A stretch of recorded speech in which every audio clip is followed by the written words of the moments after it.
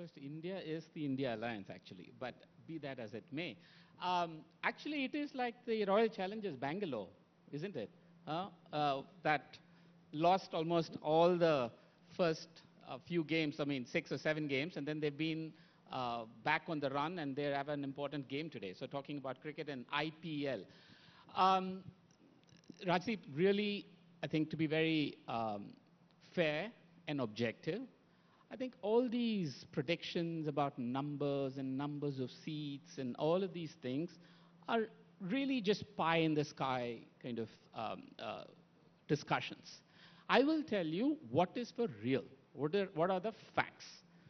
The facts are the only number about this election when it comes to seats and seat prediction that was talked about was in March when the Prime Minister of India and the Home Minister of India said 400 par.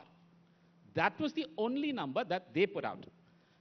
Between March 8th and May 9th, Prime Minister Modi made 81 election speeches. He said 400 par on average 3 to 6 times in every speech from March 8th till April 15th. Suddenly that vanished. The 400 par number mentioned vanished from his speeches. So one has to ask, what happened? Instead of 400 par, it became Hindu-Muslim. Talking about cricket, he went on to say that the Indian cricket team could soon be full of Muslims. If there are talented Muslims, it should be full of them. But be that as it may, the real momentum or the meltdown that the Prime Minister has had is the only real indicator of how the election is going. I saw a headline recently which said, in India now, there is no Modi wave, the only wave is a heat wave. And it is very clear that today's Financial Times, in fact, has a column that says, is Modi, brand Modi, losing its luster?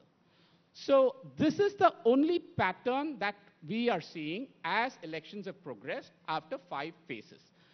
One thing I can say for sure, there will be significant gains for the Congress party and the opposition alliance. I can tell you that 400 par is actually back in the narrative. For whatever reason, in the last week, the Prime Minister is once again talking about it. But do you concede, to push you further, that you still have a mountain to climb? That there are still as many as 224 seats, which in 2019, the BJP got more than 50% vote share. Out of the 303 they won, in 224, they had a vote share of more than 50%. So what you need is someone to come in these slogovers and hit almost every ball for a 6. And that isn't easy given where the BJP is in 2019. That's your big challenge. How do you swing such a substantial amount of voters? No, see, mathematically, if your point is that there is a big gap starting with 2019 between where the Congress is and where the BJP is, yes, it's 52 and 303. So the gap is there. It is for everybody to see. It's huge. It is there for everybody to see. But let's not forget, I mean, when these things swing, I think we make the mistake of going into all these analyses of 50% vote share and not less than 50% vote share and close election. None of these things matter when there is anger. We saw that repeatedly. We saw that in 2004. We saw that in 2014, I will admit. That 2009, between 2009 and 2014, the swing was massive for the BJP. Between 99 and 2004, the swing was massive for the Congress and the opposition. So when it swings, it really swings. It's like the Australian pitches. Okay, when it swings, it really swings. Praveen Chakravarti getting into the swing of things, because GVL Narasimha Rao, while the Congress has this huge task of overcoming this wide gap, you actually also have a tough task of actually retaining your strongholds. In an arc all the way from Goa to Bihar, you won 90% of the seats.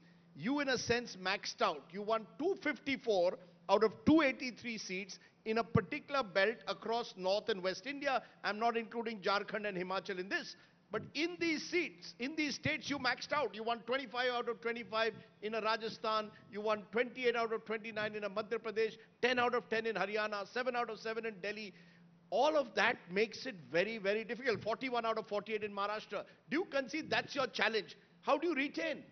This sounds very familiar because this is exactly the comments I heard in 2019, in the run-up to the 2019 elections also. The same arguments were put forth even then. We had maxed out, we were supposed to have maxed out in every state, and therefore 2019 was an election that was for the BJP to lose. But we failed all those naysayers. Every time, you see 2014, what was the narrative? Oh, BJP can never cross 200 mark. 182 was the max they reached when what Atalji was, his popularity was at its peak. So 200 itself was a tough ask for the BJP. We won 282. The next time, the same arguments were put forth. UP, Delhi, Haryana, the same states, Gujarat, Rajasthan. Where else will you win from? We again failed that kind of prediction. We won 303. And this time we set out a target of 370. We are confident of reaching there. Whether crossing it or reaching closer to it, we are like a team that is working hard, not expecting somebody else to fail and therefore you will get a pass marks like the Congress party. So you're still talking of 400 par. You're We are not giving up on 400 par, is it? Absolutely. No question of giving up. But when to hype it, when not to hype it is a political strategy. We don't have to talk about it every day in a political rally. We also want to excite our cadres. I think if you keep saying this, the BJP may have a tough task ahead. It'll only help us improve our tally because more supporters will come out and more Congress voters will go back and sit at home.